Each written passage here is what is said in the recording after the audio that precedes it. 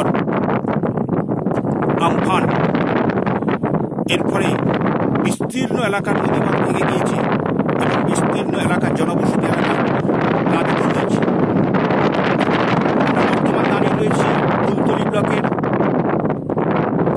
ঠাকুরান নদীর পার্শ্ববর্তী মধ্য পূর্ব বুলবুলিয়া গ্রামে। আমরা এখানকার এক্স পঞ্চায়েত মহাদেব প্রধান মহাশয়কে পেয়েছি, তার মুখ থেকে শুনে নেব বর্তমান কি পরিস্থিতি কুলতলি ব্লকের এই মধ্য পূর্বুলিয়া গ্রামে। আমার নাম মহাদেব প্রধান, এক্স পঞ্চায়েত মেম্বার। আমি এখন দাঁড়িয়ে আছি ঠাকুরানী নদীর ধসকুলের পাড়ে। গত 20শে মে যে আমফান ঝড় হয়ে গেল, সেই আমফান ঝড়ের জন্য এখানে যেমন প্রচুর গাছপালা ঘরবাড়ি ভেঙে পড়েছে, তার সঙ্গে এই ঠাকুরানী নদীর কুলের ধসকুলটা ভেঙে গিয়ে নদীর জল প্রচুর জায়গা প্লাবিত হয়েছে। প্রায় 2000 বিঘা জমির উপরে প্লাবিত হওয়ার কারণে বহু ঘরবাড়িতে জল ঢুকে গিয়েছে। সবজি, ফলকর গাছ, জল মানে পুকুরের মাছ, মানুষের বাড়িতে সঞ্চিত বীজ ধান এবং খাবার ধান থেকে শুরু করে চাল সমূহ ক্ষতি হয়ে গেছে। বহু মানুষের গরু থেকে শুরু করে অন্যান্য জীবজন্তুরও, পশু পাখিদেরও ক্ষতি হয়েছে, পোষা পশুদেরও ক্ষতি হয়েছে। আমরা এখন এই সমস্যার মধ্যে রয়েছি যে এখানে দুর্ভাগ্যের বিষয় হয়েছে যে আমরা শুনছি বিভিন্ন জায়গায় নানান ত্রাণ সামগ্রী পৌঁছাচ্ছে, আমরা এখনো পর্যন্ত তেমন কোনো ত্রাণ পাইনি। আমরা এই গ্রাম পঞ্চায়েতে শুনেছি যে আমাদের এই গ্রাম পঞ্চায়েতে কিছু ত্রিপল দেওয়া হবে, কিন্তু আমরা এখনো পর্যন্ত সেই ত্রিপল পাইনি। কিছু সামথিং হচ্ছে ত্রিপল বিচ্ছিন্নভাবে কিছু রাজনৈতিকভাবে সেখানে বিলি করা হয়েছে। শুনছি নাকি একটা সরকারি জিনিস, তবুও রাজনৈতিকভাবে তারা বিলি করেছে, কিছু মানুষ পেয়েছে, কিন্তু বহু গরিব মানুষ আজও কোনো রকমের ত্রাণ সামগ্রী তারা পাননি। এমনকি সামান্য একটু ব্লিচিং পঞ্চায়েত থেকে পাওয়া ছাড়াও এই যে নদীর জল যে ঢুকে গেছে, পুকুরে যে ঢুকেছে, জল দুর্গন্ধ হয়ে গেছে, মানুষের নানান রোগ, ডায়রিয়া, কলেরা হওয়ার মতো পরিস্থিতি হয়েছে। সেখানে নদীর জল পুকুরের জলগুলো নিষ্কাশনেরও কোনো ব্যবস্থা নেই, চুন নেই, এরকম একটা অবস্থার মধ্যে রয়েছি।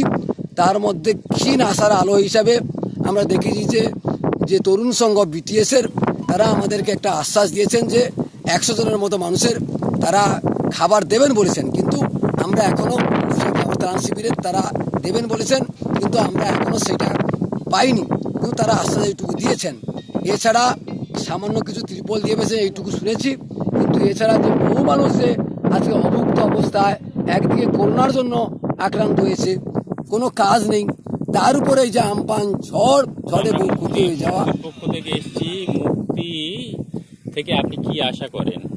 আমরা মুক্তির যে এনজিও এসছেন তাদের কাছে আমরা প্রত্যাশা করি যে সরকারিভাবে তেমন দান সামগ্রী আমরা পাইনি, তো মহিপির বিটিএস কিছু মানুষকে দেবেন বলেছেন, তো তার সঙ্গে তাদের কাছে আমরা অন্তত আবেদন করব যে বীজ ধান, যারা এই যে নদীটা জল যে ঢুকে গেছে, এই যে নোনা জলের সহনশীল যাতে বীজ ধান আমরা পেতে পারি, বা নদীর জল আমরা যদি মানে তোলাটা তৈরি করে আমরা যদি সেটা যদি সাপোর্ট করি, তাতে সেটা আমরা অলরেডি সেরকম কিছু সিদ্ধান্ত নিয়েছি। যেসব এই এরিয়াতে এরকম নোনা জল উঠে ক্ষতি হয়েছে, আমরা প্রায় 100 বিঘার মতো জায়গাতে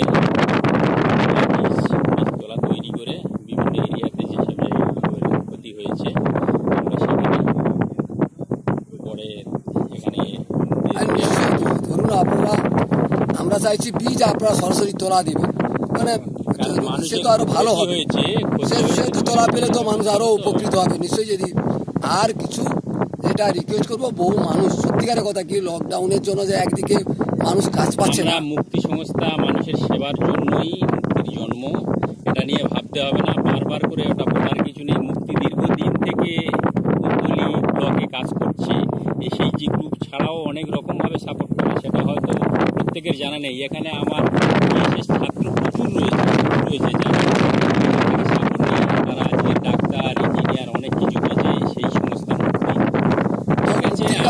মুক্তির কাছে আশা করব তারা তাদের করার সামর্থ্য অনুসারে আমাদের এই এলাকাতে এই যে পরিস্থিতিটা বললাম সেটা ভেবে একটু সাহায্য করুন, মানুষ যাতে মুক্তি পায়, মানে নানান রকমের যন্ত্রণা, তাদের কিছু না